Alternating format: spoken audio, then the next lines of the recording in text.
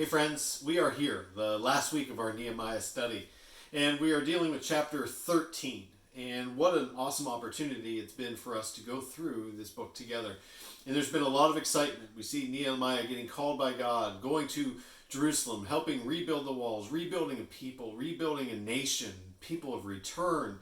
They've started to enter in and rebuild the economy. They've also focused on rebuilding their spiritual connection with God.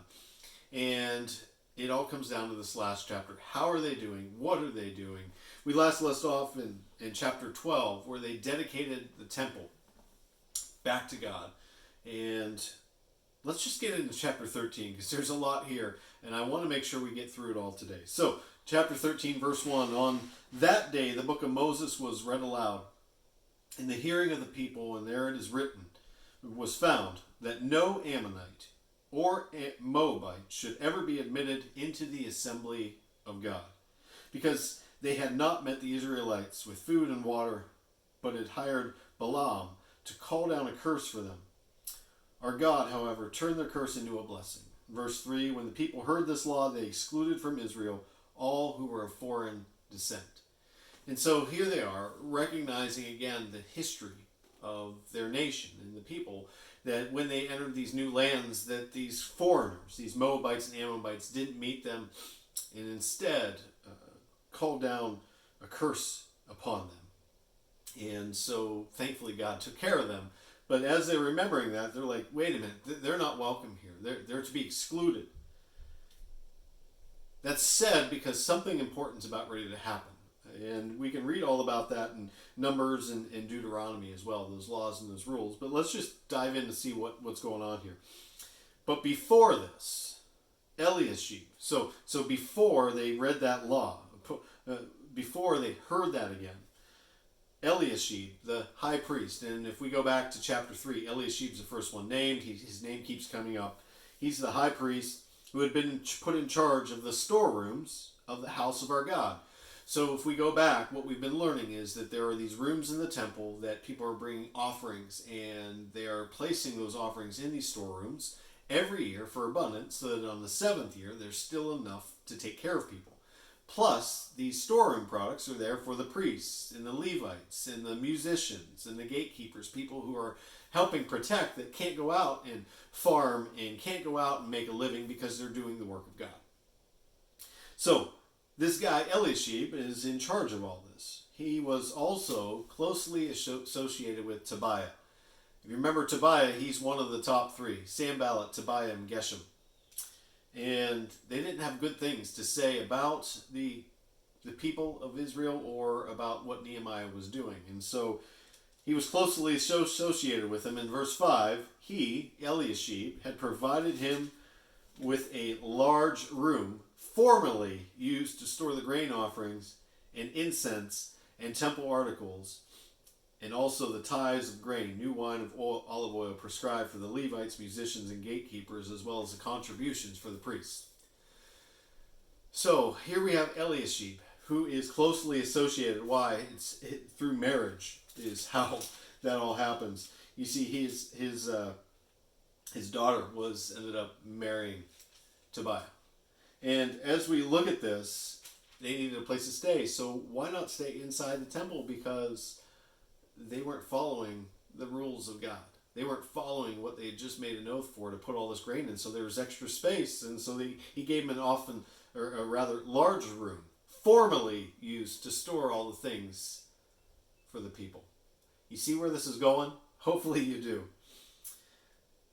Verse 6, but while all this was going on, I, Nehemiah, again he's writing this, I was not in Jerusalem, for in the 32nd year of Artaxerxes, king of Babylon, I had returned to the king.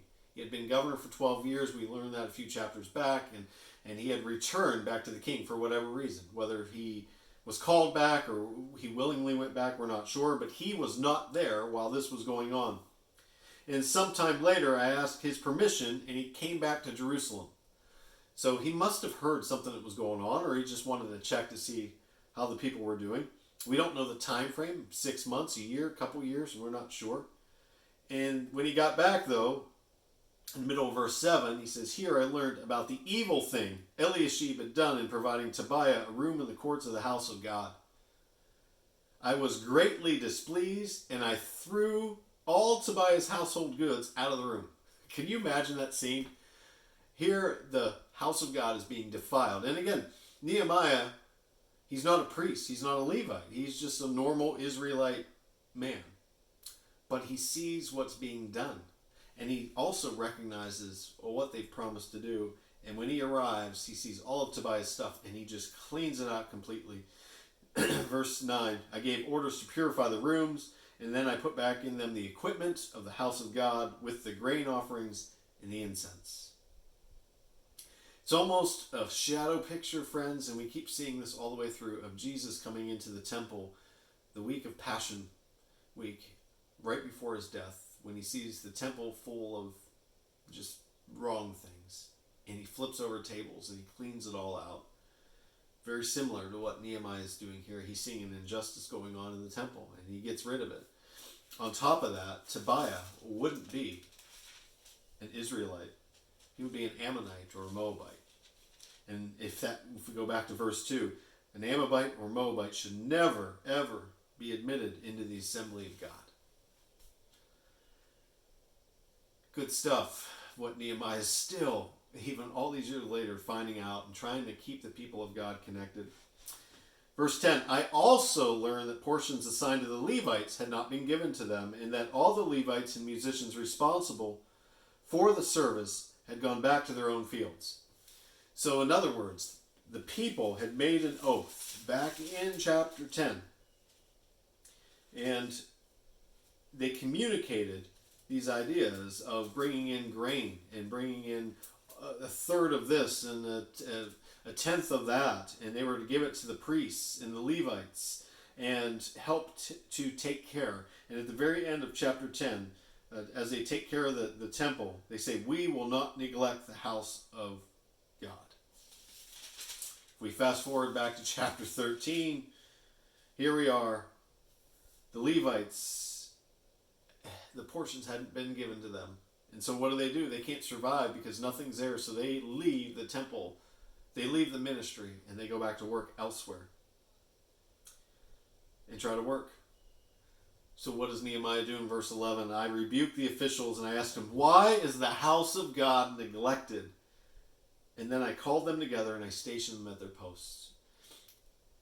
Friends, it seems like this pattern, and we read about this back in chapter 9 and chapter 10 when they made these oaths to God. They were in these great distress and they remembered everything that God had been doing for them and the people in the past. And they said, we're not going to allow this to happen again. And all of a sudden, here we see them allowing it to happen again, probably within 6 months to a year's time after they agreed to take this oath, saying they wouldn't. History repeats itself for sure, but how easily we allow sin to entangle us and separate us and cause us to not follow God the way we should. So verse 12, all Judah brought the tithes of grain, new wine, and olive oil into the storerooms. I put Shelemiah the priest, Zadok the scribe, and a Levite named Tobiah in charge of the storerooms, and made Hanan son of Zakur, the son of Mattaniah, their assistant, because they were considered trustworthy. They were made responsible for distributing the supplies to their fellow Levites. So now Nehemiah has to go back and put people in place to make sure things are getting done, to make sure the grain's coming in, to make sure the offerings are coming in, to make sure they're being stored, to make sure the Levites and the priests and the musicians are all being cared for. And Nehemiah, after he does all this, goes back to what he showed us from the very beginning. Verse 14, prayer. Remember me for this, my God, and do not blot out what I have so faithfully done for the house of my God and its services.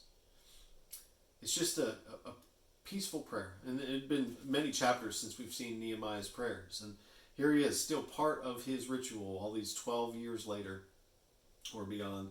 This is who he is. Every opportunity he can to reflect to God and talk to God and stay focused on God, regardless of the struggles, regardless of the issues. Just when you think everything's okay, all of a sudden it flips back over. Not done yet. Verse 15. In those days I saw people in Judah treading wine presses on the Sabbath and bringing in grain and loading it on donkeys together with wine, grapes, figs, and all other kinds of loads. And they were bringing all this into Jerusalem on the Sabbath. You guys remember anything about that, as we talked about a few chapters back? Chapter 10, in verse 31. When the neighboring peoples bring merchandise or grain to sell on the Sabbath, we will not buy anything from them on the Sabbath day or on any holy day. What do we find them doing in chapter 13, verse 15? The people in Judah, the actual Israelites, are now working on the Sabbath day. Therefore, Nehemiah says, I warn them against selling food on that day. People from Tyre who lived in Jerusalem were bringing in fish and all kinds of merchandise and selling them in Jerusalem on the Sabbath to the people of Judah. So I rebuked the nobles of Judah and said to them, what is this wicked thing you are doing, desecrating the Sabbath day? Didn't your ancestors do the same things so that our God brought all this calamity on us and on this city? Now you're stirring up more wrath against Israel by desecrating the Sabbath. Nehemiah has to be blown as top. I mean, they all agreed that they wouldn't do that and buy from others on the Sabbath. These Gentiles, they wouldn't purchase from them. And not only are they purchasing from the Gentiles, they're working on the Sabbath. They're now selling on the Sabbath themselves. And Nehemiah brings this up. Guys, didn't we learn anything from our ancestors? And do you know what God did before when the ancestors disobeyed? You remember that exile we just came back from? Verse 19, when evening shadows fell on the gates of Jerusalem before the Sabbath, I ordered the doors shut and not open until the Sabbath was over. I stationed some of my own men at the gates so that no load could be brought in on that Sabbath day. He wanted to make sure somebody wasn't going to get bribed to get something in or get something out. Once or twice the merchants and sellers of all kind of goods spent the night outside of Jerusalem, but I warned them and said, why do you spend the night by the wall? If you do this again, I will arrest you. And from that time on, they no longer came on the Sabbath. Then I commanded the Levites to purify themselves and go and guard the gates in order to keep the Sabbath day holy. Get back to what you made the oath to. Stick with it. Stay with it. What a great reminder for us, friends. That you and I will seek and will turn towards God. And will seek His forgiveness and His guidance. And we'll be filled with the blessing and joy and peace. But then life continues to happen. And there's going to be moments and temptations that are going to pull us away. And it's great to know that there's still some more chances. But at the end of the day, why would we want to do this to God? Why do we keep doing this to God? Do we want His wrath? Or do we want His promise of eternity? Right after that, the end of verse 22, Nehemiah goes back to that prayer state. Remember me for this also, my God. Show mercy to me according to your great love. Verse 23. Moreover, in those days I saw men of Judah who had married women from Ashdod, Ammon, and Moab. Half of their children spoke the language of Ashdod or the language of one another or one of the other peoples. And they didn't know how to speak the language of Judah. So we go back to chapter 10. One of those rules, we promise not to give our daughters in marriage to the people around us or to take their daughters for our sons. They keep going back to this. The oath they made, they're breaking every single one. And even that first one I forgot to mention is back in verse 28 where they had the Ammonites and the Moabites in the temple. Verse 28 says, separate themselves from the peoples for the sake of the law of God. But again, this separation is broken. And here the children are being born. And they can't even speak the language of the Israelites because their kids are staying at home and they're speaking the language of the Moabite and the Ammonite women. Again, just rule after rule, they're just ignoring and breaking in their own disobedience. Nehemiah doesn't take this one lightly at all. Take a look at what he says in verse 25. I rebuked them, and I called curses down on them. I beat some of the men, and I pulled out their hair, and I made them take an oath in God's name and said, you are not to give your daughters in marriage to their sons, and nor are you to take their daughters in marriage for your sons or for yourselves. All of a sudden, he says, wait a minute, I've got to do something significantly here. And he takes physical action to them. And he communicates this in a very direct way after this with the teaching almost in the next verse, verse 28. Was it not because of marriages like these that Solomon, king of Israel, sinned? And they would have known about David and David's son Solomon and all of Solomon's efforts and the heartbreak that King Solomon ended up going through because of his sin and disobedience to God.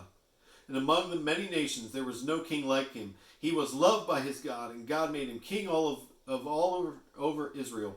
But even he was led into sin by these foreign women.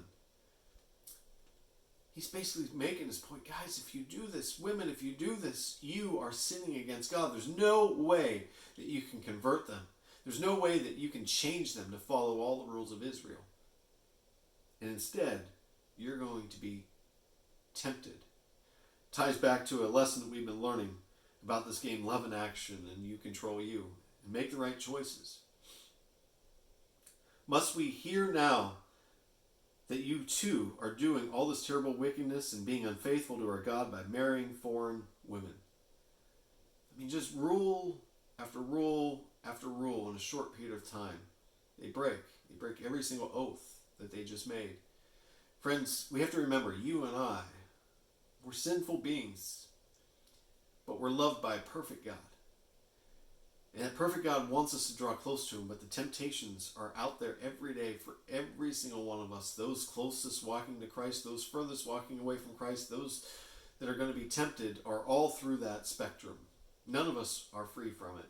And this is such a great reminder that as we're going through trials, even when there seems to be victory, even when there seems to be a success, a plateau, and things are getting better, we still have to be on the guard that we don't get too comfortable and we slip backwards, backslide. And that's essentially what's happening to the Israelite nation. They've spent all those days in prayer. They did all the celebration. They did all the atonement. They did all the oaths.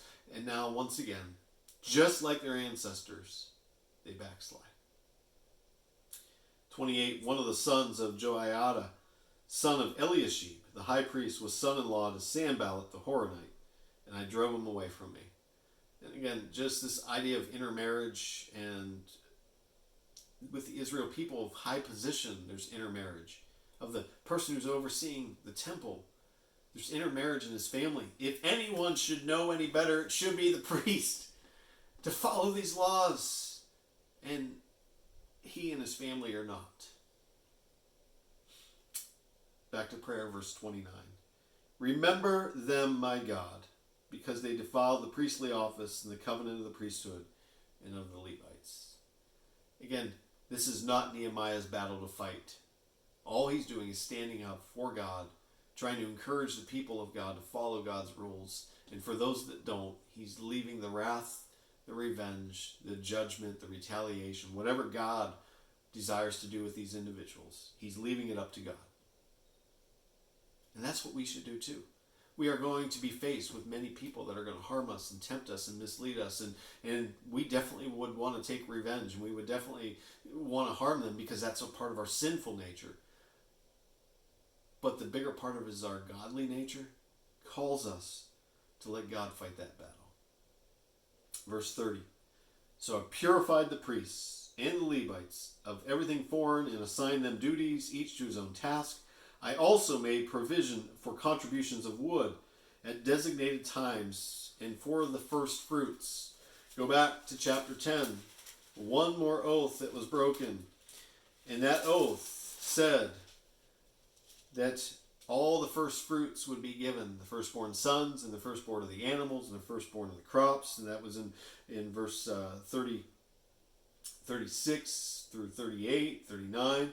And then also, we have to take this idea of casting lots to determine each family bringing wood for the altar to continue to burn. Well, what was happening is, in verse 31, Nehemiah had to step back in because the provision of wood was not there at the designated times, and the provision of the first fruits for the The temple and the priests and the Levites and the musicians was not there. So once again, they broke those oaths. And once again, Nehemiah goes back and tells them, guys, we need to keep doing this.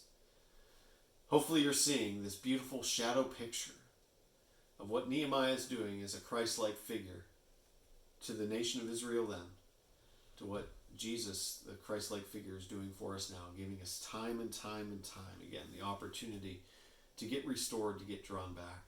But friends, why do we keep falling short? Why do we keep falling away so that we cause ourselves hardship and we cause Christ hardship? Nehemiah's last words: remember me with favor, my God. Remember me. Look favorably upon me for all I have done for the kingdom. Look favorably for everything I've done to lead your people. Look favorably for everything I've done to protect them and guide them from their enemies. Look favorably on everything of getting people together to rebuild the wall, to reunite a nation, to reunite a people to you, God. Just remember me with favor, my God, my relationship. Friends, are we doing everything that we can, just like Nehemiah did? Regardless of the opposition, regardless of the distance there was between him and Jerusalem to begin with, regardless of the trials that he had to go through, the odds that were against him, the years that had to last with this. I mean, think of the investment of time and energy and effort this cupbearer to the king put in to the people of God, to the nation of God, to his own personal relationship with God. Time and time again, telling him to do the same things over and over. What a beautiful example of walking with Christ we've learned from Nehemiah over these last 13 weeks. I hope and pray that there is something that has impacted you. I hope and pray that there is something from this book that you will use for the rest of your walk with Christ, and that there will be a go-to back to this book like there's always been a go-to for me back to this book. Every time I read it, there's something more and something new, and I hope that our time together has challenged you to do the same. Friends, let's take what we've learned. Let's dive deeper. Let's grow closer to Christ. Let's grow closer to one another, and let's see what projects, let's see what work with our hands and our voices and our own beings that God wants us to do for the nation of God's people today all around the world. Whether it's near to home, whether it's far away. Let's be challenged and let's accept those challenges. But more importantly, let's trust in God